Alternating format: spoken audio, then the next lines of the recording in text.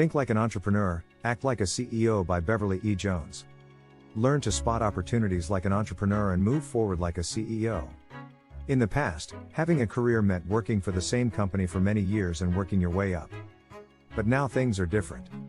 Modern jobs are hard to predict, and most people will have more than one job in their lifetime.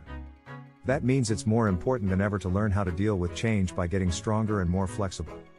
Some people are naturally good at these things, but the rest of us have to learn them. Those who do usually end up with a very specific way of thinking. They think like entrepreneurs, always looking for new opportunities and ideas. And they act like CEOs by taking responsibility, planning ahead, and staying true to their core values. Beverly E. Jones gives 50 tips on how to grow both of these things. You'll find out why you need a plan on the first day, why it's important to be polite when you're leaving, and why turning down a compliment is a missed opportunity. Make a plan to get a new project off to a good start. New starts are exciting, but the author Beverly E. Jones learned the hard way that a strong start takes more than just a positive attitude. 30 years ago, on her first day at a law firm in Washington, she was surprised by how cold everyone was to her. Even a senior partner told her he didn't understand why her coworkers had hired her. He told her that she would have to prove herself before she could work for the company. She had nothing to do on her first day because no one gave her work and she hadn't made anything for herself. Things got better quickly, in part because she learned right away from the first day's disaster that no one else could make her successful. She had to do it herself. On the second day, she started thinking of ways to keep herself busy, handle clients, and let others in the firm know what she could do. Employers probably do a better job of getting you started at a new job these days. But it's still important to make your own plan for success, and a few tips can help. Find out what your boss is looking for. Watch her schedule, how she likes to talk to people, and what she needs to do her job well. How does she usually tell both her subordinates and her bosses what she knows? Don't think these things will be told to you. As you start to feel more at home, set short-term goals that are realistic and achievable. Setting goals and making sure you reach them will help you stay on the right path.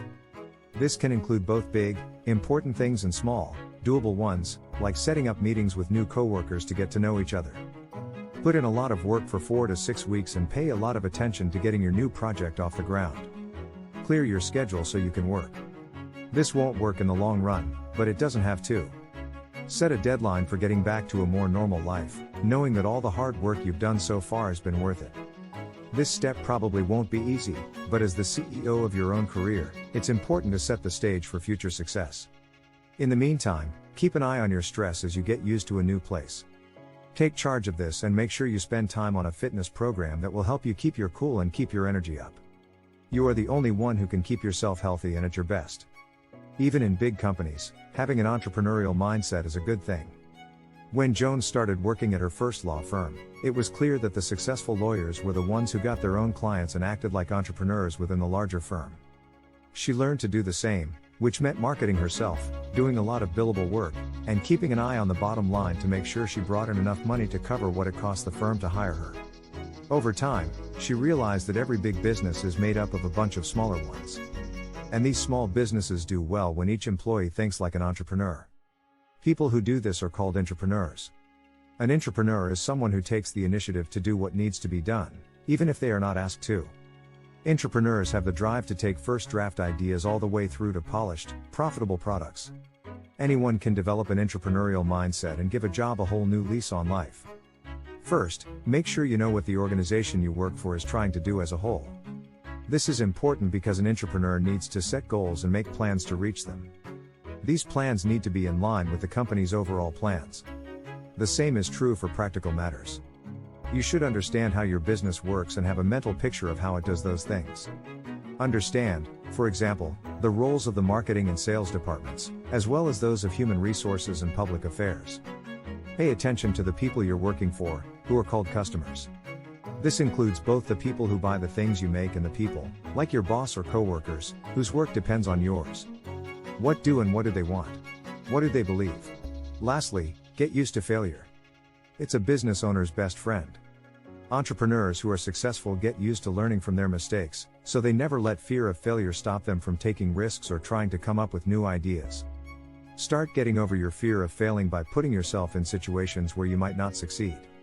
Sign up for a dance class, for example, if you can't dance at all. Go through it, enjoy what you can, and you'll see how little there is to worry about if you don't do well. It's normal to find it hard to deal with rejection, but there are ways to do so. People who want to be great have to deal with rejection, but most of us still have trouble with it. Take Paul, a client of the author. Even though he was a very qualified and successful professional, he didn't get the job of his dreams. He knew that he was a better candidate for the job than his main rival, so he felt good about his chances of being chosen. Paul told the author that when he found out he hadn't been chosen, he was both very disappointed and angry about being disappointed. He thought that these feelings were not only inappropriate, but also not the right way to deal with being turned down. Paul was taught by the author, among other things, to use writing to get a better look at how he felt. At the author's suggestion, he wrote down what he was going through and tried to describe things as accurately as possible. By looking closely at the pain he felt, he was able to separate himself from the feeling. Keeping a gratitude journal, which helps stop you from thinking negatively, is another way that writing can help you deal with being turned down. Just a few minutes a day spent writing down the things you're grateful for can have a big impact. For one thing, feeling grateful makes the part of the brain that is responsible for anxiety less active. Lastly, having a game face and being kind can help keep doors open for you in the future. In Paul's case, it helped to talk about his disappointment openly with people like his partner and good friends, who supported him and helped him keep things in perspective. But it was just as important to act like a professional with everyone else. Even though he was upset, Paul made sure to thank everyone who helped him get the job. This helped him later when one of them got in touch with him and helped him get a job that was even better for him than the one he missed out on. Paul's choices made him stronger and helped him find the good in a bad situation. And, like a CEO, he did it while taking responsibility for his work. That helped him not only get through his hard time, but also get stronger so he could handle similar problems in the future. Having a CEO mindset helps you stay steady when things are always changing. When things are changing, it's hard to build something. But whether we like it or not, things change. In the business world, transitions, mergers, acquisitions, and liquidations are all part of the landscape. Andrea, one of the author's mentees, knows how to live and do well in uncertain times. Some of her tips will help you stay calm when big changes are coming. Andrea is always open to change, for one thing, because she thinks like a CEO. That means she's thinking about the big picture and making sure she knows her business and the things that affect it. This means that she needs to keep an eye on the market she works in, the rules that govern her industry, changes in the political environment, and new ideas that are coming down the pike. All of this helps Andrea see that change is coming and get ready for it. Seeing the big picture also keeps her from thinking that change is all about her instead of what it really is, which is temporary and has nothing to do with her. This means that she doesn't have to get angry and start complaining. Instead, she can stay calm and deal with the problem at hand. When your life outside of work is stable, it's even easier to stay even-keeled at work. Andrea needs to find a way to balance her busy work schedule with being involved in her church and staying in touch with her friends, family, and mentors. It also means not having to worry about money, which would be a problem if she lost her job. If you want to be like Andrea, you should think twice before spending a lot of money on something like a big house. It can also mean finding ways to make more money, such as through part-time work or consulting, which can relieve more financial stress. Building up an emergency fund can give you the same feeling of having a safety net. There's also another good thing about this. The author has noticed that clients who start a new business on the side often bring new energy to their main job. What better way to improve your ability to think like an entrepreneur than to start something on your own? Praise is good for both the person who gives it and the person who gets it. Let's face it, it can be hard to accept praise. The author used to think that being humble was the polite thing to do when someone praised them. As a young professional, she would even say that her work was nothing or that the credit should go to someone else if it was praised. But ignoring a compliment can lower the value of what you've done. The person who complimented you might believe you when you say no big deal, which would make them question how important what you did was. It also takes away a chance for both of you, since a compliment is more than just a good review. It's also fun for both people and makes them feel good, so it's likely that the person who gives you a compliment is happy about it. By not accepting her praise, you take the wind out of her sails instead of making her feel better. You're also denying yourself the benefit of a compliment, which is like a little treat for your brain. Also, research has shown that if you accept the reward, it will improve your performance. Using feedback to make professional connections is a key part of thinking like an entrepreneur. It will help you feel less alone as you work on your own. So make sure you can use any good things that this connection brings you. The good news is that you can learn how to accept praise with grace. There are 5 fundamental steps. First, you should thank them. Start by saying, "Thank you," even if it's hard and you feel like you don't deserve it. Then say how happy you are with the work. It's not rude to make the good feeling that starts when you say, "Thanks" last longer. If you're happy with how your work turned out, you can always say something like, "I'm proud of how it turned out." The other side of being proud of what you've done is to remember to include other people. Don't forget to give credit to everyone who played a part in making things happen. If it really was a team effort, you should say so.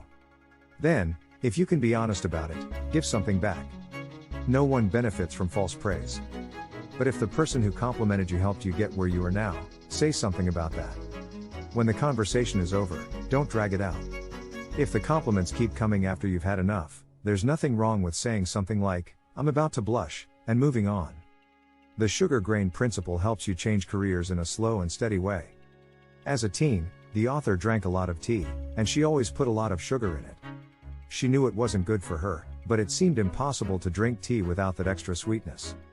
One day, she got an idea, and she took a few sugar grains out of a big spoonful. Over the next few days, she took out a few more.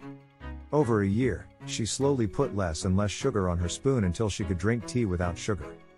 Since then, the sugar grain principle of incremental change has helped her get things done, and it led to the author's 5-step sugar grain process for making career changes.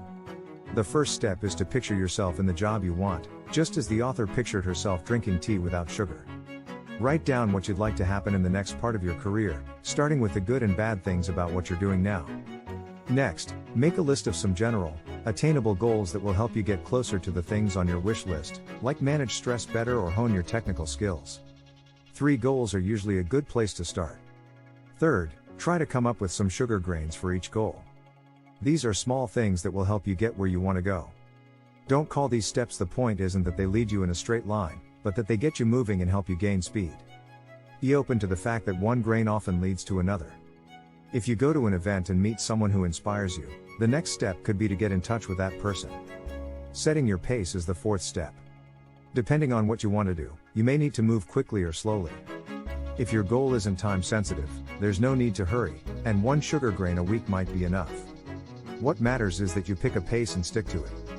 The process works because you commit to keeping a steady and consistent pace. Lastly, keep track of what you did. That will help you keep track of your progress, and you may find that looking at your record gives you new ideas and new ways to think about sugar grains. Eventually, you'll find that the process and the quick, entrepreneurial mindset it encourages are building on their own. You may even miss your sugar grains when you reach your goal. When you quit a job the right way, it can open doors for you in the future. Bill, a client of the author's who does consulting, was fired from his law firm with little notice and a small payout. He was part of a group that left the company and took their clients with them. Bill was fired because of the chaos that followed. Bill was shocked and upset, but he also took the time to look at the situation from an outsider's point of view. He didn't know his coworkers outside of his old group very well, so most people would probably only remember that he was fired. He was determined to change that, so he talked to leaders and staff at the company and found a way to thank them for anything he could, like training they'd given him or making the workplace a good place to work. After that, he did his best to stay in touch over the years. Because of what he did, people had a different opinion of him even after he left. This made such a big difference that one day he was even brought back as a partner. Anyone can leave a good impression on their way out, and this is the kind of quick change in a tough situation that is typical of a CEO. Start with a few simple steps to learn how to do this. First, tell your boss right away when you agree to something new. Even though it might be hard to tell her, it's better to do it before she finds out from someone else. Don't be too honest as you leave. Everyone wishes they could say what they really think as they leave, but it's more important to leave on a good note. Even in an exit interview, you should be careful about what you say because word doesn't always stay quiet. When it comes to your real work, make sure everything is in order. Finish things or get as close as you can to finishing them. Leave detailed notes that will help the person who takes over your job or your coworkers do their jobs. Then take the time to say thanks. Think about the people who have helped you or made your success possible, and let them know. Be honest and specific as much as you can. Handwritten notes or a visit are both great ways to do this. Lastly, make it easy to keep in touch.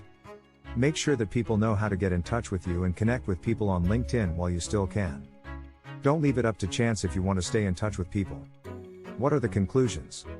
No longer are careers one size fits all, and most of us will leave and start over a few times during our working lives. That means we need to get used to change and learn to deal with anything that comes our way. We also need to be quick to act when we see an opportunity. Having the mindset of an entrepreneur and the determination of a CEO can help us make sure that, no matter what, we're grounded and ready for anything, making the most of the opportunities we have. What you should do to put what you've learned to use. Do something small every day. Don't wait until you have a master plan to start working toward your goal. Take small steps every day instead. Consistent action will help you get the ball rolling. Once you're moving forward, you can always let a plan come together. Thanks for watching.